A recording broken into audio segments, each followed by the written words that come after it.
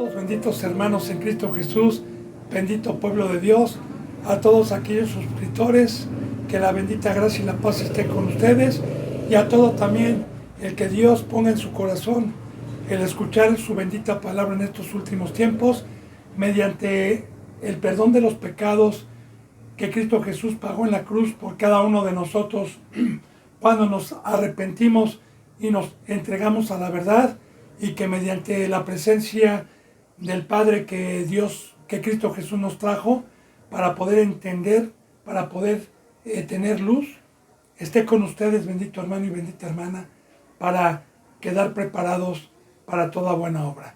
Así que continuemos con la enseñanza número 21, Primera de Corintios. Estamos en el capítulo 10 y prosigamos, nos quedamos en el versículo, terminamos el 8 ayer, vamos a continuar el versículo 9, siempre con la bendita palabra de Dios en la mano para constatar, benditos hermanos, cómo esta bendita palabra que Dios nos está permitiendo en un orden por capítulo, cómo va centrada a una enseñanza.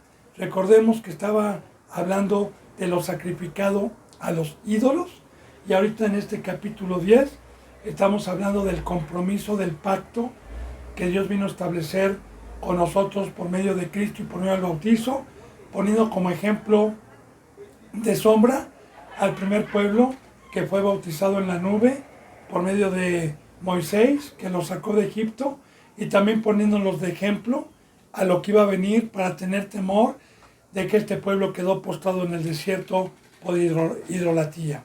Bien, entonces dice así la palabra de Dios hoy para los que estamos vivos, para los que tenemos el privilegio de seguir en este camino, para los que tenemos el privilegio de esta bendita riqueza.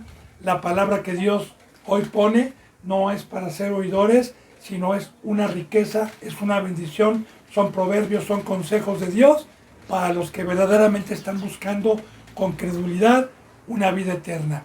Así que dice aquí, ni tentemos. Primero en el 8 ayer vimos que no forniquemos, como algunos de ellos en el Antiguo Testamento fornicaron y cayeron en un día 23,000, que ayer se explicó lo que es todo este tipo de pecado, que en su momento lo que Dios permitió en el Antiguo Testamento como una sombra de lo que iba a venir.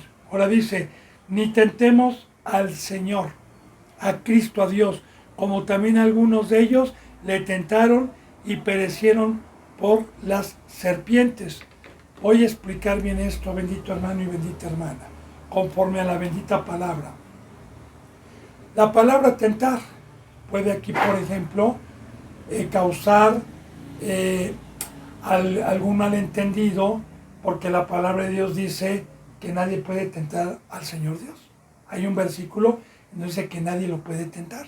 Entonces, hay muchos que no tienen el discernimiento para poder entender la palabra, y yo he escuchado a muchos que dicen que la misma palabra se contradice en algunas ocasiones. Porque si la palabra dice que nadie puede tentar al Señor Dios, ¿cómo dice aquí no tentemos al Señor Dios? Le voy a explicar. La palabra tentar, la palabra tentación es seducir. De hecho, a Satanás se le conoce como el tentador, como el seductor, como el que viene a ponernos una mesa a la carne para que nos obligue con seducciones, con las riquezas que él tiene aquí terrenalmente, nos obligue a bajarnos de la cruz o a transgredir el pacto de santidad que Dios nos trajo por medio de Cristo y nos viene a tentar. Se le conoce como el tentador. Entonces, también la palabra tentar significa probar, una prueba, porque aquí Dios permite a Satanás como tentador, como una prueba para ver nuestra fidelidad.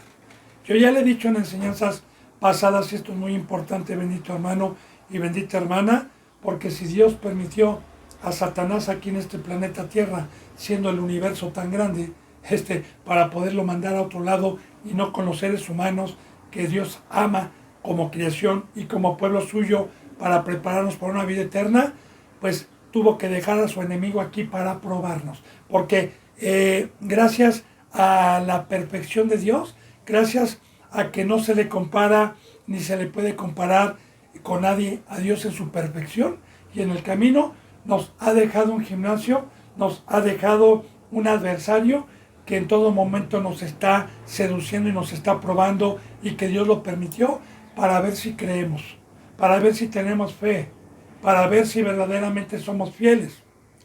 De igual manera, sí, recuerde que en el primer tratado, desde Génesis, en el primer pacto, en el Edén, una vez que Dios les dio las instrucciones, los mandamientos, Dios permitió al adversario del hombre, y Dios permitió entrar en el Edén para probar la fidelidad y la credulidad de Adán y Eva, y vemos que fueron incrédulos y que murieron, que los sacó Dios del Edén. Entonces, para eso está, y para ir creciendo en fe, para ir creciendo mediante cada seducción, golpeando mi cuerpo, sabiendo que tengo mandamientos espirituales, viendo la fidelidad.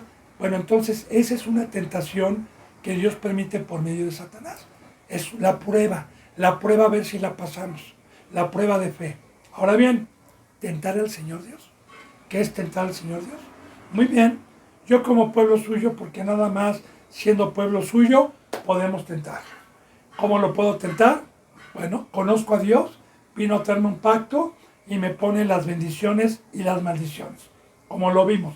Al primer pueblo que lo sacó también de Egipto, porque está poniendo este ejemplo, sabían perfectamente bien que tenían una ley y que tenían que darle totalmente obediencia a Dios si no iban a morir, porque dice que murieron 23,000. Ellos lo sabían. Dios es un Dios justo, bendito hermano y bendita hermana, que le da a cada uno su justa retribución después de que tenemos un conocimiento, y que con libre albedrío nosotros decidimos o creer a Dios y temer, o no creerle y tentarlo, probarlo. Dice, no me tienten, no me prueben, no me prueben por las malas. Eso es tentar al Señor Dios, probarlo en su palabra, probarlo una vez que nos dio un mandamiento y nos dijo que si yo como del árbol prohibido voy a morir, voy a sufrir, voy a padecer, y yo digo, ay, no creo, como del árbol, y luego digo, ay, sí era cierto, yo probé a Dios y ya me di cuenta que sí era cierto. Entonces, mejor probemos a Dios por las buenas, no por las malas. Mejor probemos a Dios por las riquezas y todas las bendiciones que Dios nos promete a todo el pueblo que cree, a todo pueblo que toma su cruz, a todo aquel que es santo, a todo aquel que camina con temor. Mejor llévese las riquezas, mejor llévese las bendiciones de Dios, porque de igual manera hoy podemos dar testimonio, porque hemos probado la bendita palabra de bendición, y también yo he visto a los que han querido probar a Dios en la maldición, cómo los ha dejado, y podemos dar testimonio. Entonces, a eso se refiere cuando dice, no tentemos al Señor, no lo probemos. Dice, ni tentemos al Señor, a Dios, a Cristo, como también algunos de ellos le tentaron en el desierto, fíjese bien, y perecieron por las serpientes. Esto es muy importante, porque en el desierto, una vez que empezaron a desobedecer, una vez que empezaron a ser idólatras, como ya lo vimos, pues bueno, Dios multiplicó cientos y miles de serpientes que picaban o mordían a todos los hebreos que estaban pecando, serpientes muy venenosas, y estaban muriendo. Que fue cuando se le ordenó, precisamente cuando el pueblo empezó a arrepentirse y a clamar, se le ordenó a Moisés levantar una serpiente de bronce en el desierto, para que todo aquel que había sido mordido y se arrepintiera, volteara a ver a la serpiente y fuera salvo. Recordemos, bendito hermano y bendita hermana, que la serpiente tiene un simbolismo bíblico, que cada figura que Dios pone en el Antiguo Testamento y en el Nuevo Testamento son parábolas, son comparativas, para poder entender y acomodar lo espiritual a lo espiritual, porque también ahí hay muchos indoctos que tuercen las escrituras desde Génesis, cuando se les pregunta que si una serpiente pudo hablar, que qué significa la serpiente, etc. Entonces, mire, yo le digo y le recuerdo que Dios los animales que pone para representar a Satanás, los pone simbólicamente para poder saber el porqué de las cosas. Un león, por ejemplo, que representa a Cristo Jesús en algunas ocasiones según el versículo, y también a Satanás dependiendo de qué versículo y el contexto que estemos leyendo, representa al rey de la selva, representa a alguien que no se mete con él, representa a alguien que causa temor. De igual manera, cuando representa a Satanás, representa un cazador que no tiene piedad con los animales y se los come vivos muchas veces, ¿verdad? Hay varios leones que a veces atacan a búfalos, por ejemplo, y como no los pueden asfixiar inmediatamente, se los van comiendo a mordidas. Y es un sufrimiento.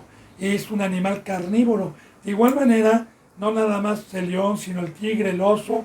Dios utiliza muchos simbolismos para presentar a Satanás. En este caso, la serpiente.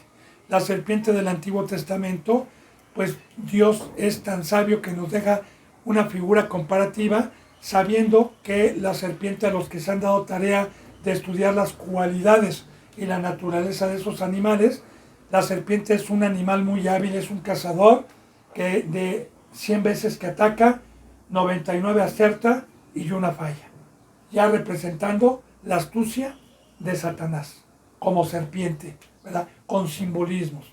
Entonces, la serpiente también es venenosa. Hay una serpiente, de hecho, que Dios pone, una clase de serpiente que viene en el Antiguo Testamento llamada áspid.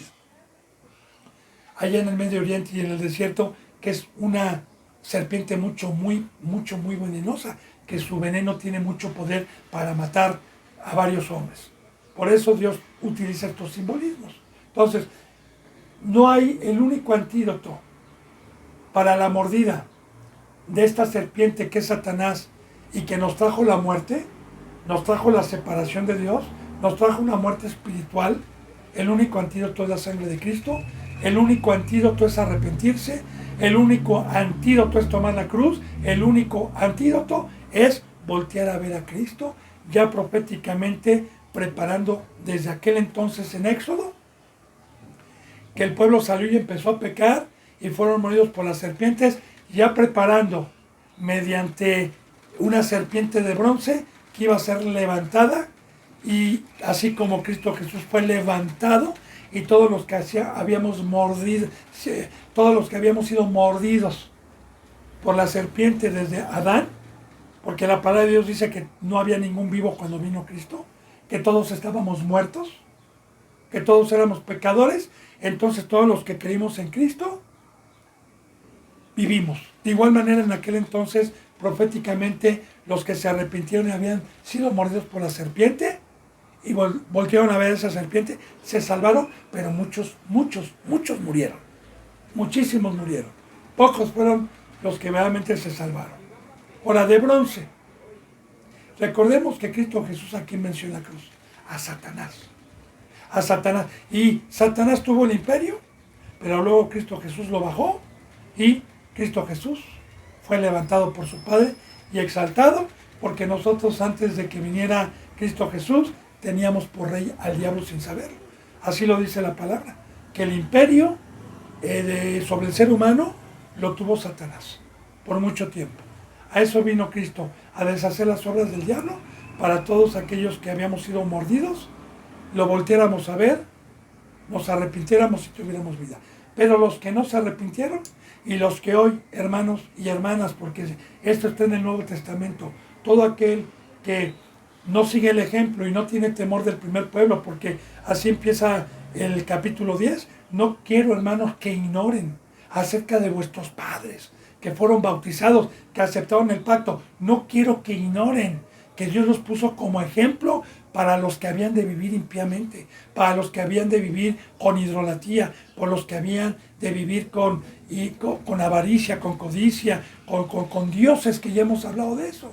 No quiero que ignoren, hermanos. No tienten al Señor Dios por las malas. No lo tienten, porque también cuando venga el Señor y le digan Señor, Señor, van a conocer que la palabra era verdadera y que no hay ninguna ley que pueda transgredir ningún ser humano con sus razonamientos, porque lo que está escrito, Dios no es hombre para que mienta, ni hijo de hombre para que se arrepienta. Dios dice, Dios hace. Es por eso que los representantes, por medio de Dios, por medio de su palabra, nos la pasamos rogando, nos la pasamos suplicando, nos las pasamos con temor, para que despierten, para que tengan temor, para que crean en Dios. Bien, entonces dice, ni tentemos al Señor, como también algunos de ellos le tentaron, no todos, algunos, porque algunos se arrepintieron y perecieron por las serpientes. Aquí está, perecieron, murieron. Dice, ni murmuréis, como algunos de ellos murmuraron y perecieron por el destructor. Ahora bien, ¿qué es murmurar? Recuerde algunos versículos bíblicos cuando Jesús enseñaba a sus discípulos y se acercaban escribas, fariseos, seduceos, que no creían y murmuraban en sus corazones, que Jesús decía, ¿por qué murmuran y por qué cavilan dentro de ustedes? Murmurar es que cuando uno escucha una palabra como usted puede estar escuchando estas enseñanzas y por dentro empieza a decir, ay, no, se me hace muy exagerado, se me hace que este no tiene la verdad, se me hace que este no es el camino, y murmuran dentro de sus corazones porque la bendita palabra de Dios, la bendita palabra de Cristo es dura a los que aman las tinieblas, es dura a los que no quieren salir de Egipto, es dura a los que practican el pecado, es dura a los que aman el mundo. Y entonces murmuran contra la cruz, murmuran contra la perfección, contra la santidad, contra la obra que Dios nos trajo, contra el amor que debemos de tener al prójimo. Murmuran y cavilan de eso dentro de sus corazones. Entonces, este tipo de cristianos también que tiene este fruto por incrédulos, no porque Dios los haya hecho así, porque cada quien tiene libre voluntad, libre albedrío, así nos hizo Dios, ¿verdad? Para decidir y creer y entregarnos a Dios o no creer. Por eso va a haber un lago de fuego, por eso hay vida eterna, por eso hay puerta angosta, por eso hay puerta ancha. ¿Por qué? En San Juan 3 dice muy claramente que los hombres amaban más las tinieblas. Como ya lo vimos, ¿qué pasó con el pueblo que salió de Egipto? Pues salió pensando en las ollas de la carne. Ya les expliqué cuando les venían estas riquezas del maná, decían, ¿qué es esto? ¿Qué es esto? ¿Verdad? Y que decían, ya estamos hartos de esto, y murmuraban dentro de sus corazones. Ahora, de igual manera, a los que murmuran, perecieron por el destructor. Bíblicamente, el destructor es Satanás. Cristo Jesús dijo, yo he venido para que tengan vida y para que tengan vida eterna. Y dijo de Satanás, el ladrón no vino sino para hurtar, robar, destruir. Y yo he venido para que tengan vida eterna. Aquí están los dos señores. Aquí están las dos voces. Aquí está el que uno elige con las concupiscencias, con las seducciones, con las tentaciones pasajeras y engañosas que Satanás da, y por incrédulos, nosotros, por ser idólatras, por los deseos de la carne, quedamos destruidos. ¿Y qué es quedar destruido? Como aquella parábola que nos pone nuestro Señor, esta comparativa de la casa que es edificada en la roca y de la casa que es edificada en la arena. Vienen los vientos, vienen las lluvias, pegan con ímpetu y la ruina de aquella casa fue totalmente destruida. Recuerde que desde el Antiguo Testamento, cuando el pueblo empezó a practicar el pecado y Dios le mandó y los amó y les mandó profetas para que regresaran al pacto y para que se alejaran de la idolatría, y no quisieron y mataron a los profetas que Dios les mandó, muy bien, se cumplió cuando Nabucodonosor, rey de Babilonia, llegó a destruir el templo que había levantado Dios por medio de Salomón, y sacó todas las cosas de la casa de Dios y se las llevó a su lugar para que adoraran a sus dioses. Entonces, no tentemos al Señor Dios, porque también viene a destruir. Si usted, bendito hermano y bendita hermana, tiene 1 año, 2 años, 10 años, no sé, persevere. No vaya a ser que siendo heraldo se descuide, parpadee, se duerma, cabecee como las vírgenes insensatas, y todo lo que había construido espiritualmente hablando, venga a valer de nada. Como Noé. ¿Qué hubiera pasado si Noé a los 50 años o a los 60 años de estar construyendo el arca se hubiera descuidado un día o 2 días y hubiera ido a sentarse a comer y a beber con ese pueblo que se burlaba? Pues simplemente no hubiera terminado el arca. Porque la bendita palabra de Dios dice: aprovechen bien el tiempo. Más vale ir a la casa de luto, más vale ir a la casa de lloro, más vale que ir a la casa de risa, que ir a la casa donde se sientan a comer y a beber. Aprovechen bien el tiempo, porque la vida del hombre es como humo, es como una flor. Aprovechen bien su tiempo. Bien, no tentemos como algunos, y perecieron por las serpientes, ni murmuren como algunos de ellos murmuraron y perecieron por el destructor. Entonces, aquí hay 2 pecados. Uno es la idolatría y morir mordido por la serpiente. Y otro es murmurar. También es un pecado grave. Dice: y estas cosas les acontecieron como ejemplo, están escritas para amonestarnos a nosotros, a quienes han alcanzado los fines de este siglo. Bendito y alabado sea Dios, hermanos. Así nos ama Dios. Si se da cuenta, Corintios, Efesios, Tesalonicenses, Colosenses, no fue nada más para esos tiempos. Ellos ya están durmiendo. Estas cosas se escribieron para nosotros. Como dijo Cristo: y no pasará ninguna tilde, no pasará ninguna coma, no pasará nada de mi palabra hasta que se haya cumplido todo y yo venga. A la palabra sigue estando para nosotros. Ahora, ¿para qué permitió Dios todas estas historias terrenales, en donde todavía no había venido el bendito pacto espiritual, en donde todavía no había venido la sangre de nuestro Señor Jesucristo? Entonces, vea el amor de Dios, que el primer pueblo lo escogió para preparar la llegada de Cristo, para preparar el pacto espiritual, para que nos regresara lo que perdió Adán y Eva en el Edén, que era la espiritualidad y una comunión directa con Dios. Entra el pecado, Dios escoge un pueblo, los cultos y todo lo que fue terrenal, porque no había venido el Espíritu, para, como una sombra, para acomodar lo espiritual a lo espiritual. Ahora, todas estas cosas acontecieron, que Dios los dejó postrados, que no los perdonó, como ejemplo para este pacto. Y aquellos que dicen que la salvación no se pierde, bueno, yo ya le he dicho en la enseñanza número 20 y en todas las enseñanzas, con la bendita palabra de Dios, versículo tras versículo, capítulo tras capítulo, cómo desde que Dios me ha permitido llevar una secuencia de varios estudios, como Eclesiastés, como Quitando el velo de Dios, no ha habido ningún versículo que contradiga las enseñanzas de Dios, y que todas las enseñanzas hasta ahorita armónicamente encajan perfectamente hablando de lo mismo, hermano y hermana. Así que la salvación hay que cuidarla con temor y temblor. Es por eso que yo le digo: no quiero que ignoren, hermanos. Han salido muchos espíritus engañadores que engañan, si fuera posible en estos tiempos, aún a los escogidos, porque ha habido gente que ha sido heralda, ha habido gente que ha alcanzado el entendimiento, pero aún así el adversario le llegó al precio de ellos y cambiaron la gloria de Dios y hicieron afrenta al Espíritu de gracia.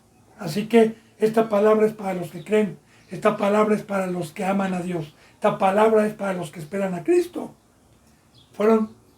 Acontecieron de ejemplo y están escritas para amonestarnos, para decir: mira lo que le pasó a nosotros, a quienes hemos alcanzado los fines de este siglo. ¿Qué son los fines de este siglo? Que no hay otro pacto. Que este pacto que vino a establecer Dios por medio de Cristo Jesús es el último y es el fin, no va a haber otro. Y bienaventurado aquel que echa mano de las benditas riquezas y el fin de este siglo, que hemos alcanzado estas promesas, que ya no va a haber otro pacto, que en el Antiguo Testamento hubo pactos de Dios con el pueblo para una preparación, pero aquí ya no va a haber otro, hermano. Y nos ha tocado esta bendita bendición, el fin de los siglos, porque ya van 2000 años que hemos participado de este bendito pacto y que ya no tarda Cristo Jesús a traer un fin a estas cosas. Se escribieron para el pueblo de Dios, no para los del mundo, no para los que no son cristianos. Se escribieron para usted y para mí. Si es que verdaderamente fue bautizado conforme al Evangelio y la verdad de Dios por medio de Jesús y por medio de la boca de Jesús. Dice 12, así que el que piense estar firme, mire que no caiga. Mire, esto es muy importante, hermano y hermana, porque así le vuelvo a poner nuevamente otro ejemplo que nos puso Pablo, que era un hombre que tenía mucha sabiduría, un hombre que no se sentía nunca seguro, y que de ahí viene una de las bienaventuranzas, bienaventurado el pobre de espíritu. Entonces, ministro, discípulo que tenga 10, 8 años y todavía no alcance el ministerio y tenga, no piense que esté firme, porque yo le digo que yo he visto cristianos que han estado bien, que duraron 10 años, 11 años en la fidelidad, sirviendo a Dios, y ya no están aquí. El apóstol Pablo dijo, no vaya a ser que yo siendo heraldo me descuide y vaya a ser eliminado. Pablo también decía, porque cuando soy débil, soy fuerte. Pablo nos pone el ejemplo, y todos nos ponen el ejemplo, que ninguno de ellos se sentía firme. Sí tenían fe, sí declaraban victoria, porque nosotros los que tenemos fe declaramos victoria, pero sin descuidar la oración, sin descuidar el estarle rogando a Dios, sin descuidar el báculo que es la presencia de Dios, sin descuidar nada de eso. Ahora, le pongo otro ejemplo, como la vez pasada se lo ponía en el 20, también en la enseñanza pasada. El que luchó en Génesis con el ángel Jacob, que duró toda la noche luchando con él, ya le decía yo el porqué, lo mismo aquí, ¿verdad? Nadie piensa estar firme. Jacob, en donde el ángel lo hirió, que fue en el muslo de la pierna, quiero decirle que el músculo más fuerte que tenemos nosotros en el cuerpo, precisamente es el muslo de la pierna. Es más fuerte que el brazo, que el conejo, es más fuerte este muslo. De hecho, con esto pateamos, jugamos fútbol, caminamos, subimos cerros, etc. Ahora bien, hay muchos cristianos que siguen peleando contra Cristo Jesús hasta que Cristo Jesús nos hiere, nos humilla, como dijo el salmista 119. Gracias, Señor, por haberme humillado. Gracias, ahora sí que por haberme aterrizado, ¿verdad? Gracias, porque cuando Cristo Jesús me hirió en el muslo, me dijo, ¿quién eres tú? ¿Quién es el hombre para que te apoyes en tu fuerza o en la fuerza del mundo? Tú no eres nada sin mí, tú eres leña al fuego sin mí, tú eres como un tamo al fuego sin mí. Ok, Señor, ya entendí. Y desde entonces Jacob usó un báculo, y todo pastor en el Antiguo Testamento utilizaba un báculo porque caminaban entre pedregales, en el desierto, en cimas, en peñascos. De igual manera, bendito hermano y bendita hermana, nosotros estamos caminando en un mundo peligroso, y el que no ha sido herido y se ha humillado y es pobre de espíritu y todos los días está dependiendo del báculo, no van a llegar. El que se cree firme, tenga mucho cuidado. Tenga mucho cuidado, porque está rompiendo la primera bienaventuranza, que es pobre de espíritu. ¿Por qué? Una persona que ya tiene años o ha alcanzado un nivel, yo sé que la gracia de Dios me mantiene mientras yo esté echando mano de sus riquezas, y mientras yo le esté pidiendo, y mientras esté dependiendo de su fuerza. Entonces, ese pueblo pensaba que estar firme, pero se descuidaron. Entonces, no se descuide, hermano, porque yo ahorita, para que podamos entender bien esto, me siento con fuerza, me siento bien, me siento estimando todo como basura, me siento aborrecimiento a las cosas del mundo, pero si yo empiezo a dejar de leer porque mi fuerza y mi firmeza, digo, yo ya no caigo, y empiezo a descuidar la oración, o empiezo a descuidar el amor al prójimo, o en vez de abundar, empiezo a mermar en la vida cotidiana que llevo palabra de Dios, me caigo, me debilito, hermano, y caigo. Bien, dice entonces, así que el que piensa estar firme, mire que no caiga, vele, esté en todo momento. Dice en el 13, no os ha sobrevenido ninguna tentación que no sea humana, pero fiel es Dios que no os dejará ser tentado más de lo que puedan ustedes resistir, sino que dará también juntamente con la tentación la salida para que puedan ustedes soportarlo. Qué maravilloso es Dios, hermano y hermana, porque mire, si meditamos en esto, Satanás tiene un freno de Dios para no tentarnos más allá de las fuerzas que Dios sabe que tenemos en el cuerpo humano y por fe. Un versículo bíblico que nos puede constatar esto es en Job. ¿Cuándo? Dice en Job capítulo 1 que se paseaban los hijos de Dios y que Satanás también, y que le dijo Dios, ya vistes, ¿de dónde vienes? Le dijo Dios, ¿de dónde vienes, Satanás? De merodear la tierra. Y aquí siempre hay enseñanza en cada día. Estoy como león rugiente, estoy buscando a quién devorar. Es más, Dios, casi a todos los tengo devorados ya. Porque Dios le dice, ¿y no has visto a Job? Que no hay otro como él, hombre justo, varón perfecto. Satanás sabía perfectamente bien de Job. ¿Y qué le dijo? Sí, Señor, te ama. Te ama porque no lo has probado. Te ama porque nada más le has dado pura bendición. Pero permíteme ir a probarlo. Permíteme bajar con mi fuego para ver si te es fiel. Permíteme bajar a seducirlo y a tentarlo y verás que no te es fiel. Y ahí vemos, ¿qué le dijo Dios? Ve, pero no lo tientes más allá. Su vida no tocarás. Su vida no tocarás. Y ahí vamos, nos vamos dando cuenta, bendito hermano, de quién conoce a Dios, de qué habla la Biblia, para no torcer como los inicuos o los indoctos que tuercen las cartas. No nada más de Pablo, sino toda la Biblia. Entonces, bien, fíjese bien, tenemos, y Dios es el diseñador, Dios es el que nos hizo, Dios conoce la capacidad que tenemos nosotros en este cuerpo humano, como Cristo Jesús también. Dice que Cristo Jesús, cuando se despojó de su poder, fue hecho menor que los ángeles en potencia, que tomó forma de siervo como un ser humano y fue tentado y seducido por medio del adversario para ver la fidelidad en todo, pero Dios sabía la capacidad que el Señor tenía en el cuerpo humano para no ser tentado más allá de las fuerzas que tenemos mediante la fe y mediante el Espíritu Santo.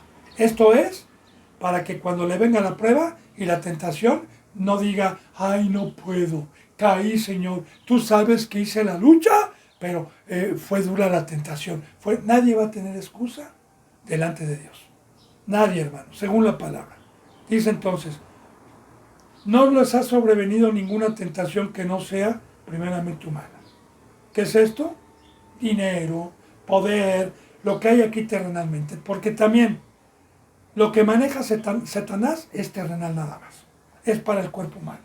Y todas las seducciones, todas las tentaciones que pone Satanás son aquí en el planeta Tierra, ¿verdad? Y en el planeta Tierra el hombre está inclinado a buscar las cosas terrenales. Pero aquí está, a los que somos tentados, que es idolatría, recuerda que todo eso es idolatría, ¿verdad? Pero fiel es Dios, aquí está, que no los dejará ser tentados más de lo que puedan resistir. Dios conoce también la capacidad de una mujer, de un hombre, de un apóstol, la capacidad que nos ha dado. Él conoce perfectamente bien cuando viene Satanás, Dios le pone un alto para seducirnos y Dios es fiel para que no se nos permita ser seducidos más allá de la fe, del Espíritu Santo y de las fuerzas que tenemos. Por eso no va a haber excusa Por eso no va a haber pretextos allá arriba, bendito hermano y bendita hermana. Dice, sino que dará también juntamente con la tentación la salida para que la puedan soportar. Así que aquí voy a poner de ejemplo a los amigos de Daniel en el horno de fuego. Fueron tentados, fueron probados por Dios. Cristo Jesús estaba en medio. Y llegó un momento en que Dios los sacó del horno de fuego y pasaron la prueba. De igual manera, la prueba y el fuego es para ir purificando el oro, para ir quitando lo que no es de Dios, para irnos alejando de lo que no es de Dios. Viene el mandamiento, viene la comprensión, viene la prueba, viene el fuego, para que entonces yo practique el mandamiento y lo que yo estaba habituado a hacer, lo haga a un lado mediante la prueba que es el fuego. Y en ese momento va a llegar Satanás a ponerme seducciones de acuerdo a las concupiscencias que yo tenía. Y voy a estar así, pero no voy a ser, Dios es fiel, no voy a ser más tentado más allá de la naturaleza humana. Espero que vaya entendiendo. Recuerda, bendito hermano y bendita hermana, que cualquier tema, cualquier duda que tenga, están mis teléfonos, porque puedo hacer una enseñanza especialmente sobre las pruebas, sobre la tentación, para qué son las pruebas, para qué es la tentación. Pero recuerde que esta bendita palabra va dirigida al pueblo de Dios, a gente que ya tiene un discernimiento. Y si no, de todas maneras me pongo a sus pies, si no lo tiene, para trabajar mediante el amor de Dios.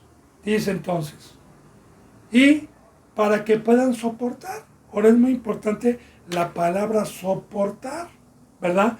Porque Dios no le ha llamado a cobardes, sino Dios nos ha dado un espíritu de valentía para ir al fuego, para soportar, para golpear mi cuerpo, como Pablo decía, porque yo golpeo mi cuerpo cuando viene Satanás, cuando viene la prueba, cuando viene el fuego, cuando viene la seducción, golpeo mi cuerpo y lo pongo en servidumbre, porque Dios me puso como ejemplo aquel pueblo que no soportó, aquel pueblo que se dejó tentar, aquel pueblo que pereció y quedó extraviado en el desierto. Por eso Pablo dijo, todo lo soporto, todo lo puedo en Cristo, y lo soporto porque yo sé que tengo el Espíritu Santo y porque fiel es Dios de no permitirme ser tentado más allá de mi humana condición. Y aquí está la fe, hermano. Aquí está creer en Dios.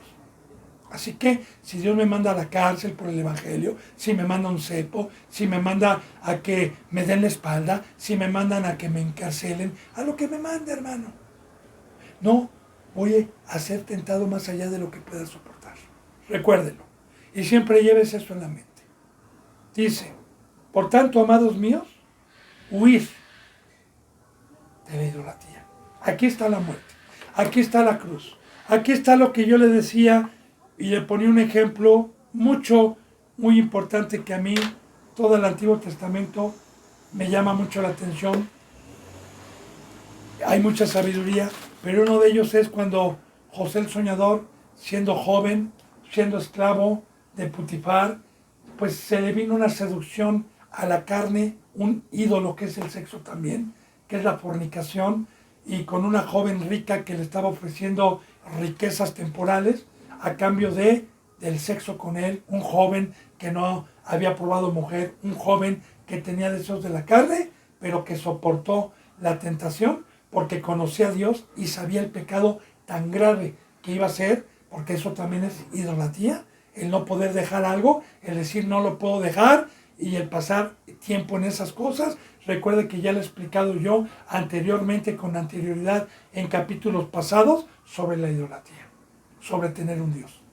Entonces, huir, porque Satanás, recuerde que bíblicamente como una sombra, bendito hermano, Babilonia hoy es el mundo, no es como dicen pastores, no es el catolicismo. Yo no juzgo el catolicismo, Yo no los juzgo, hermano. Ellos no tienen ley. Ellos no fueron bautizados. Ellos se engañan como los musulmanes. Ellos se engañan como los testigos de Jehová. Ellos se engañan como los de Alá, los árabes. Ellos se engañan como los masones. Yo no me meto con ellos. ¿Por qué los pastores están en contra? Babilonia no, la gran ramera. No, hermano, tampoco los católicos es la gran ramera. La gran ramera es el pueblo de Dios. El que tuvo un conocimiento. El que aceptó el pacto, el que aceptó a Cristo Jesús como marido. Y luego me fui de ramera y de prostituta con Satanás hacia el mundo. Esa es la gran ramera. Y la iglesia de hoy es la gran ramera, es la Babilonia, porque Babilonia representa el mundo. Y recuerde que Babilonia tenía miles de dioses. Así como también hay, cuente, ¿cuántos ídolos hay en el mundo? ¿Cuántos pasatiempos? ¿Cuántas cosas que el ser humano no quiere dejar? Desde ejercicios, desde profesiones, desde internet, desde Facebook, desde manualidades. Vaya. Podemos hacer un mundo de dioses. Que es cuando llega uno a quererles decir, cumple con el pacto de Dios. No tengo tiempo. Estoy ocupado. No, estoy entrenando. No, mi cuerpo, el ejercicio, mis músculos, para presumir. El ejercicio para poco aprovecha. Pero la piedad para mucho aprovecha. Entonces, benditos hermanos, yo espero que vayan entendiendo. Yo espero huir. ¿Y cómo voy a huir? Con fe, con el poder de Dios, pidiéndole, estando en la cruz, estando separado. Recuerde que el poder de Dios recuerde que ya le he puesto el ejemplo, el poder de Dios es una escalera, ¿verdad? Como la que tuvo también Job, ¿verdad? Y es ir subiendo, porque esa escalera llega hasta el cielo, llega hasta ser un ser espiritual, llega hasta ser un ser angelical. Mire, yo a veces no me gusta bromear con la palabra, pero sí pongo alguna broma sana. Y luego yo les digo a mis hermanos marcianos, ¿verdad? ¿Por qué? Porque no somos terrenales, no somos de aquí abajo. Un marciano es de otro planeta. Nosotros somos de arriba, de la ciudad celestial. No somos seres espirituales. Somos seres transformados mediante el poder de Dios. Seres con alas, no físicas. Con alas como la de Apocalipsis 12. Que estamos separados y huimos y nos separamos por la fe cada vez más de la idolatría. Y acuérdese, bendito hermano, el que ha vencido por medio de la fe, por medio de la sangre de Cristo Jesús, el que ha tenido una estatura y una forma mediante el alfarero, recuerde, el que puede caminar en el mar es porque todos los ídolos están abajo de sus pies. Y Satanás está bajo mis pies. Porque así también, cuando Cristo Jesús venció, Dios lo ensaltó hasta arriba y todo lo puso por estado de sus pies. Así que el pueblo de Dios tenemos esta riqueza, que nosotros fuimos levantados y que Satanás se quedó con las alas cortadas como serpiente, alimentándose del polvo. Y el polvo son todos aquellos que no huyen de la fornicación, que son barro, que no tienen el espíritu. Ahí está. De esos se está alimentando Satanás hoy. Bien, huir de la idolatría. Bendito hermano.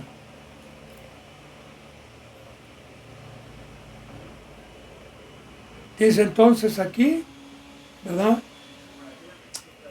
Restir tanto, amados míos, huyan de la idolatría. Dice en el 15, como a sensato les hablo, juzguen lo que les digo. Ahora bien, ¿a quién le estaba hablando Pablo y a quién le podemos hablar? Que uno es una persona sensata, es lo contrario a una persona insensata. Insensato son las vírgenes, por ejemplo, que se quedaron sin aceite, donde Dios nos dice que habían 10 vírgenes, 5 de ellas eran sensatas y 5 de ellas eran insensatas. Y la insensatez es cuando ya perdí el aceite, cuando por la práctica del pecado y la idolatría ya no me doy cuenta. Entonces yo y Pablo y cualquier ministro únicamente le podemos hablar a los que no practican el pecado, a los que tienen sus sentidos espirituales bien coordinados y no han tomado del vino de Satanás, que se han cegado y han perdido sus sentidos espirituales. Ahora, como a sensato les hablo, como a gente que no está pecando, porque los únicos que pueden entender el verbo, la palabra espiritual, este lenguaje, como ya lo hemos visto, que para tener esta riqueza se necesita no practicar el pecado. De igual manera, bendito hermano y bendita hermana, esta bendita palabra va a los sensatos. Y si usted ha pecado y la palabra de Dios le redarguye y todavía pueda tener perdón de Dios, claro que Cristo Jesús ruega, claro que Cristo Jesús vuelve a presentar su sangre para que usted vuelva a tener al Maestro, para que usted vuelva a tener vida, para que usted vuelva a tener el sello y vuelva a ser hijo de Dios y pueda entrar a este bendito lenguaje de vida. Bien, dice en el 16, la copa de bendición que bendecimos no es la comunión de la sangre de Cristo. El pan que partimos no es la comunión del cuerpo de Cristo. Bien, la copa de bendición que nosotros bendecimos, los verdaderos hijos de Dios, los que tenemos un entendimiento. Le voy a explicar. Los reyes siempre toman su vino en copas de oro. Cristo Jesús tiene su copa de oro, Satanás tiene su copa de oro. La copa de Cristo Jesús de oro es la santidad. La copa de Satanás de oro es lo terrenal, lo que va a ser destruido, la prosperidad y las riquezas espirituales con Cristo. Ahora, los dos reyes nos ofrecen vino. Los dos reyes nos ofrecen copa. Y la copa que yo bendigo no es la de Satanás. Porque la copa de Satanás, que bíblicamente lo que representa el vino es la sangre, simbólicamente, como una comparativa, como los ejemplos que pone Dios para poder entender y acomodar lo espiritual, es la sangre. Y precisamente si yo no dejo ídolos, estoy tomando de la copa de Satanás, porque Satanás me obliga a darle mi tiempo, a darle mi sangre que representa el alma, y mi tiempo representa mi vida al mundo y no a Dios. Que ese es el trabajo, al final de cuentas, de Satanás, porque desde el Antiguo Testamento la copa que vivía el primer pueblo en Egipto era la del trabajo de Egipto, la de Faraón, todo el día. Para eso vino Dios por medio de Moisés, para que vivieran la copa y adoraran a Dios y tuvieran tiempo para embriagarse de la sangre que representa darle la vida en el desierto y adorar a Dios. Ahora, la copa que bendecimos es la que nos trajo Cristo Jesús en la última cena. Cuando Cristo Jesús, unas horas antes de ir a que fuera prendido y a entregarse voluntariamente por nosotros, una enseñanza muy grande, cuando tomó la copa y dijo, había vino tinto, ¿verdad? Y simbólicamente, no como los católicos que ellos cuando hacen esa herejía dicen que el vino lo convierten en sangre. No. ¿Sí? Cristo Jesús con vino tinto dijo, esta es mi sangre, simbólicamente, que será derramada por ustedes para vida. Así que la pasó, y los discípulos, al tomar la copa y al beberla, estaban aceptando la comunión, estaban aceptando que la sangre de Cristo Jesús nos saca y nos separa de la idolatría, nos separa de la mesa de Satanás. La copa que bendecimos es la libertad que nos trajo Cristo Jesús del mundo para servirle y adorarle y darle mi vida, porque nosotros nada más tenemos un solo Dios y un mediador, que es Cristo Jesús, y nada más a Él sirvo de tiempo completo. Como ya le he dicho, los que bendicen esta copa son los que predican que fuimos comprados a un precio muy alto, que los 365 días del año, durante todas las horas, no tengo ninguna distracción, no tengo nada del mundo, no tengo nada de la mesa de Satanás, sino que en todo momento estoy amando, siendo luz, en todo momento estoy trabajando en la obra de Dios. Y esa copa la bendecimos los que hemos tenido el privilegio de tener el entendimiento de las riquezas que nos trajo Cristo Jesús, porque esa bendita sangre que nosotros bendecimos nos hizo tener una comunión.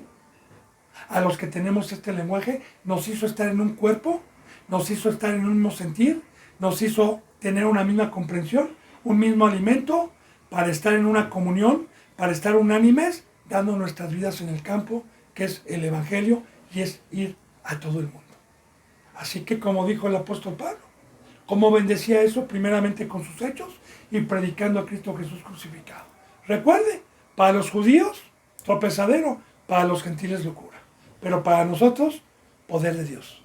Esta bendita comunión de la sangre de Cristo, este nuevo pacto, porque en el primer pacto fue con sangre de machos cabríos, fue con el becerro pascual, pero en este pacto no fue con un cordero pascual, no fue con figuras terrenales, sino fue con la preciosa sangre del cordero que puso Dios, llamándose el primogénito y el Hijo de Dios. Esta es la riqueza, esta es la comunión, por eso no nos contaminemos. Ahora, la copa de bendición que bendecimos, ¿no es la comunión de la sangre de Cristo? Ahora bien, la sangre de Cristo Jesús, ¿a quién se la dio, hermano? ¿Se la dio a algún ídolo? No, se la dio a su Padre, para que todo aquel que en él creyera no se perdiera y fuera limpio. De igual manera, la sangre que nos trajo la comunión, cuando Jesús dijo yo soy el camino, la verdad y la vida, es que simbólicamente yo no voy a ir a la cruz a derramar mi sangre, pero sí tomo mi cruz para derramar mi vida día con día, que es mi sangre, para que otro tenga vida, para que lo que recibí por gracia, darlo por gracia, para hacer la luz y la sal. Esa es la bendición, esa es la comunión de la sangre de Cristo que bendecimos y que predicamos. Dice, ¿no es la comunión de la sangre de Cristo? Ahora, el pan que partimos no es la comunión del cuerpo de Cristo, y aquí también está el pan. Cuando Cristo Jesús, antes de ir a la cruz, les dijo a los que le seguían, el que no bebe de mi carne, el que no bebe de mi sangre y come de mi carne, que representa el pan, y ahorita la voy a explicar, no va a tener vida eterna. Que claro que los que escuchaban en aquel entonces pensaban que era caníbal. Decían, ¿cómo nos da a comer de su carne? ¿Qué es esta doctrina? Porque de igual manera hoy, los indoctos, los pecadores, no pueden penetrar y entender la Biblia y acomodar lo espiritual a lo espiritual. Ahora, ¿qué era comer la carne de Cristo Jesús? Comer la carne de Cristo Jesús es que Cristo Jesús, su carne la golpeó, su carne la partió, para que cuando venía Satanás a seducirlo con su mesa y con la idolatría, Cristo Jesús decía, no, mi carne está muerta y mi cuerpo es para Cristo en santidad porque Él me compró. Ahora bien, cuando Cristo Jesús toma el pan, queda sin levadura. Y de igual manera, el cuerpo el día de hoy debe de ser sin leudado, debe de ser sin otra doctrina, debe de ser sin levadura. ¿Bien? Lo que es una iglesia. Lo partió y dijo, y lo pasó y dijo, este es mi cuerpo que será partido por ustedes. Salmos 22. Nos dice cómo quedó el cuerpo de Cristo Jesús destruido. Y de igual manera, Cristo Jesús dijo, el que no se crucifica juntamente conmigo, el que no padece en su cuerpo, el que no padece en su carne, no va a terminar con el pecado. Aquí les dejo la cruz. Pero recuerde que esa palabra es dura para muchos. Y recuerde que eso es hablar de la puerta angosta. Bien, entonces, cuando partió el pan y lo pasó, es todo aquel que participa de la cruz y que golpea su cuerpo para no ser seducido a las cosas de Satanás. También en cierto momento el pan y la partida representó que cuando Cristo Jesús fue quitado, los 12 discípulos, más bien los 11, y todos los María y todos ellos, fueron partidos, después de estar 3 años y medio juntos, en un cuerpo, fueron esparcidos. Pero una vez que vino el Espíritu Santo, volvió a juntar, no nada más a los 12, sino nos volvió a juntar mediante el Espíritu Santo para hacer un cuerpo y para que por medio de ese cuerpo llamado hoy iglesia, demos de comer. Así como Jesús dijo, yo soy el pan de vida, ejemplo de ese dado. También nosotros hoy somos, si somos santos, el Verbo se ha encarnado para ir a dar alimento, para ir a apacentar a las ovejas. Pero se requiere bendecir la sangre, se requiere salir de la idolatría, se requiere una entrega total, se requiere no ser hipócrita. Esta es la verdad, hermano. Este es el verdadero camino. Estos son los diplomas. Esta es la cobertura. No como hoy dicen en las iglesias. ¿Qué escuela teológica tienes? Cuando a mí me han preguntado eso, ¿qué escuela teológica? La de Cristo, Señor, santidad. ¿Y usted cuál tiene? Yo tengo la de la cruz. Usted tiene un papel que va a ser quemado. Y que ese papel lo hace que la gente lo aplaude. ¿Eso qué es? Santidad es lo que quiere. Su vida, su carne, que no tenga ídolos. Ese es el verdadero diploma. Esa es la cobertura para la cual Dios lo puede utilizar a usted y a mí. Bueno, dice entonces, siendo uno solo el pan, aquí lo que le digo, ¿verdad? Que aquí Cristo Jesús vino a ser apóstoles, maestros, profetas, evangelistas, diáconos, diaconisas, profetas, profetizas, colaboradores, para estar unánimes, sirviendo hoy al cuerpo de Cristo. Mediante la cabeza, ¿verdad? Lavando los pies como cuerpo de Cristo. Porque ya cuando uno llega a ser cuerpo de Cristo, es cuando ya está trabajando, es cuando usted puede ser brazo derecho, brazo izquierdo, pierna derecha, pierna izquierda, ojo, oído, para darle un servicio a los que van empezando. Y así dijo Cristo Jesús, así oró antes de ir a la cruz, en San Juan 17. Padre, Padre, así como tú y yo somos uno, tú en mí y yo en ti, así Padre te pido que ellos sean uno, tú en mí, nosotros en ellos y ellos en nosotros, uno solo. Y recuerde, cuando venga Cristo, uno solo es el que se lleva, es el que llega a la meta, uno solo.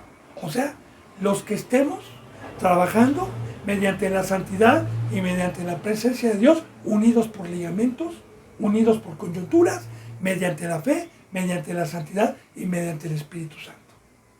Un solo pan, porque ya le he dicho, bendito hermano y bendita hermana, por la gracia de Dios, yo aquí no trabajo solo. Aquí, por ejemplo, yo trabajo en esto, hay otro hermano que ya es un consiervo de Cristo, que es el que edita, que es el que pone títulos, que le lleva también un tiempo para la gloria de Dios, y es una bendición. Todo esto, hay otras hermanas que están trabajando cuando yo estoy aquí, están evangelizando o están dando palabra. En sí, somos un cuerpo que estamos trabajando en la obra de Dios, unánimes, siendo uno solo para la obra del Señor. Dice entonces, siendo un solo pan, y un solo pan es, recuerde que todos hablen un mismo lenguaje, que todos hablen una misma cosa, pero para que no haya hermano y hermana, para que no haya disensión en el cuerpo de Cristo, todos tenemos en santidad que tener la palabra de Dios, que hoy es muy difícil encontrar, pero para esto murió Cristo. Siendo un solo pan, nosotros, con ser muchos, fíjese bien, con ser muchos, somos un cuerpo. Es lo que digo. Con ser muchos, pasamos a ser uno solo.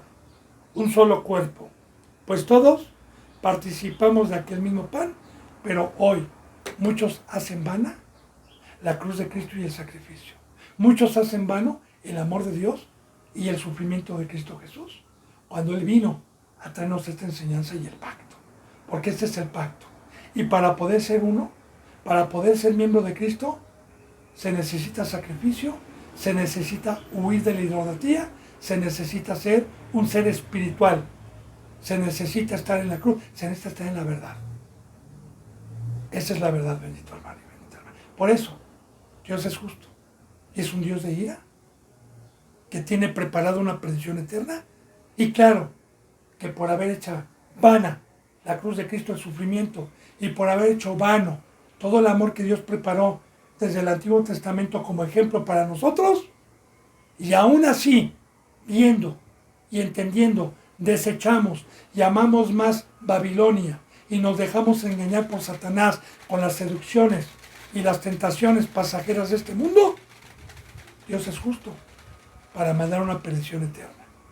Por eso dice que esto fue ejemplo para nosotros, que nos acordemos del pacto, que nos acordemos de lo que nos trajo Dios por medio de Cristo. Por eso dice, siendo muchos somos un cuerpo, pues todos participamos de aquel mismo pan. O sea, de ese lenguaje que trajo Cristo, de la verdad, del verdadero verbo. Como dijo Cristo Jesús, el que entra por la puerta del redil, la voz, el pan del pastor escucha. Y no escucha otro pan, no escucha la voz del extraño, no escucha un pan leudado, no escucha otro evangelio, aunque no haya otro evangelio, como dice en Gálatas.